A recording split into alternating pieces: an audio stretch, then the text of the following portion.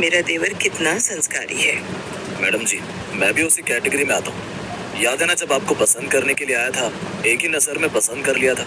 उधर अमित के माता पिता लड़के वालों से कहते हैं, बच्चों ने तो हाँ कह दी है। अब आप बताइए, आपको हमारा नितिन पसंद हो तो ये रिश्ता तय करें। अरे हाँ भाई साहब, हमें आपका लड़का पसंद है। अब तो बस झट मंगनी पट ब्याह करना है। उन लोगों के चले जाने के बाद प्रियांशी अपनी माँ से कहती है, माँ, तुमने मेरी जेठानी को देखा? कितनी सादी सी साड़ी पहन कर आई थी। लगता है बेचारी गरीब घर की है। तुम्हें क्या करना है, वो अमीर घर की हो या गरीब घर की हो। तुम्हारे माता पिता तो तुम्हें बहुत सारा दहेज देने वाले हैं। इतना दहेज देखकर तो तुम्हारी सास तुम्हें सर आंखों पर बैठा कर रखेगी। ये सुनकर प्रियांशी खुश हो जाती है और फिर 1 महीने बाद ही शादी करके वो नितिन के घर आ जाती है। प्रियांशी के माता पिता ने बहुत सारा दहेज दिया था, घर की छोटी चीज से लेकर बड़ी चीज तक, यहाँ तक कि एक महंगी गाड़ी भी, हीरा सोना भी। जिस किसी ने भी प्रियांशी के साथ आए हुए दहेज को देखा, दांतों तले उंगली दबा ली। ऐसा लग रहा था जैसे कि कोई एक चीज भी नहीं छूटी है। प्रियांशी के घर वालों ने सब कुछ दिया है। नागपुर ऑरेंजेस एकदम fresh. Over 200 fruits and vegetables delivered fresh to your home. Priyanshi की मुंह दिखाई हो रही थी, तभी उसकी सास उसे सोने का एक सेट देती है।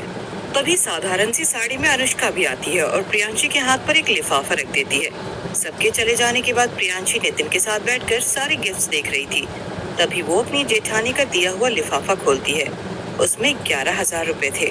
हर किसी ने मुझे महंगी से महंगी गिफ्ट दी, लेकिन तुम्हारी भाभी ने तो मुझे बस 11,000 रुपए दिए हैं। वो बहुत सिंपल रहती हैं। उन्हें देखकर ही लगता है कि वो बेचारी गरीब घर से हैं। क्या तुम्हें ऐसा लगा प्रियांशी? अगर ऐसी बात है तो फिर ऐसा ही होगा। वैसे भाभी बहुत अच्छी है, वो सबका बहुत ख्याल रखती है और तो और वो सबको अपने से ज्यादा प्यार करती है। तुम भी ऐसी रहना। ओ प्लीज नितिन, ये क्या कह रहे हो? मैं तुम्हारी भाभी जैसी तो कभी नहीं बन सकती हूँ। मेरी अपनी पर्सनालिटी है। मैं नौकरों के लिबास में काम नहीं कर सकती हूँ, और मैं काम करूँ ही क्यों? मेरे पापा ने इतना दहेज दिया है, एक नौकर भी तो दिया है साथ में। लेकिन माँ और भाभी तो घर का काम अपने आप ही करती है। अब नहीं करेंगे। जब सुविधा सामने हो तो कोई काम नहीं करता है। अगले दिन सुबह प्रियांशी की सास उसे खाने में कुछ मीठा बनाने के लिए कहती है, लेकिन प्रियांशी तो कभी किचन में गई ही नहीं थी, इसीलिए वो बड़ी ही परेशान हो जाती है। क्या हुआ प्रियांशी? क्या तुम्हें रसोई बनानी नहीं आती? कोई बात नहीं, मैं तुम्हारे साथ चलती हूँ। जैसे जैसे मैं कहूँ वैसे वैसे तुम खाना बना लेना। आपको मुझे देखकर लगता है कि मैं खाना बना सकती हूँ? मेरे महंगे कपड़े, मेरा मैनिक्योर खराब हो जाएगा।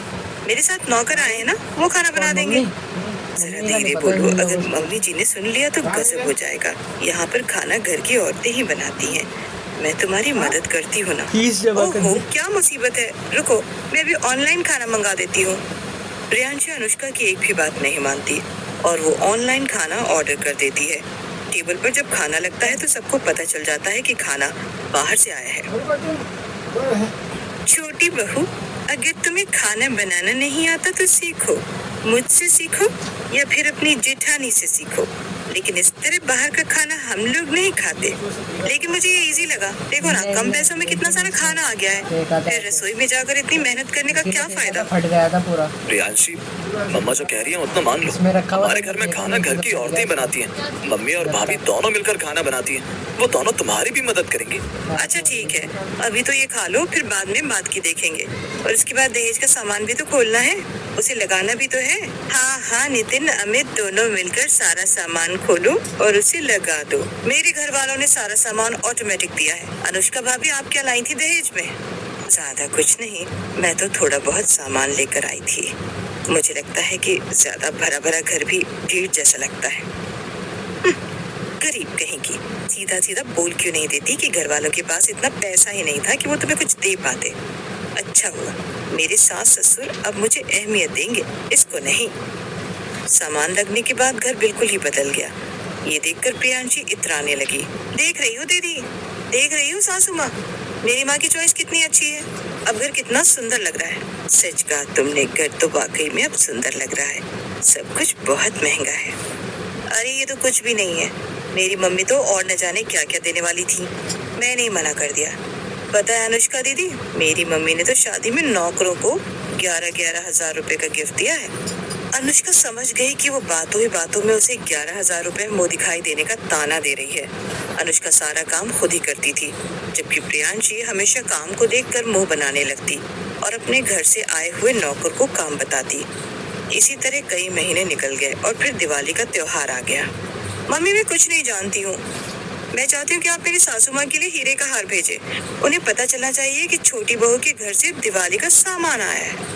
अरे मेरी लाडो, तू चिंता क्यों करती है? तेरी उस घर में नाक कभी नीची नहीं होने दूंगी मैं। प्रियांशी के मम्मी पापा प्रियांशी के लिए दिवाली का तोहफा लेकर आते हैं, जिसमें दोनों भाइयों के लिए महंगी घड़ी, ससुर के लिए चेन और सास के लिए हीरे का सेट था। वहीं अनुष्का के लिए कानों के झुमके थे। अरे बाप रे, इतना बड़ा दिवाली गिफ्ट! हाँ दीदी, हमारे यहाँ तो इसी तरह के गिफ्ट दिए जाते हैं अपनी बेटियों को। आपके घर से अभी तक दिवाली गिफ्ट नहीं आया? हाँ, अभी नहीं आया है। जब आएगा तुम भी देख लेना। शाम को अनुष्का के घर से एक आदमी और औरत आते हैं, जो अपने आप को काका और काकी बता रहे थे। अनुष्का भागकर जाती है और उन दोनों को गले लगा लेती है। ओह माय गॉड, इसके घर वाले तो सचमुच में ही बहुत गरीब हैं।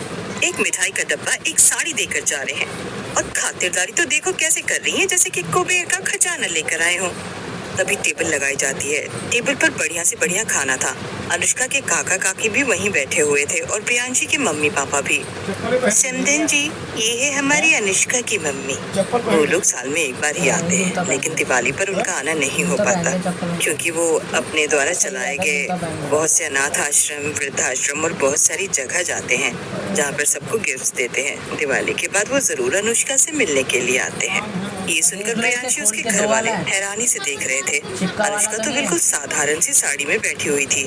तब उन्हें लगा कि प्रियांशी के घर से इतना महंगा सामान आया है, इसीलिए अपनी बड़ी बहू की इज्जत रखने के लिए उसके साथ झूठ बोल रही है।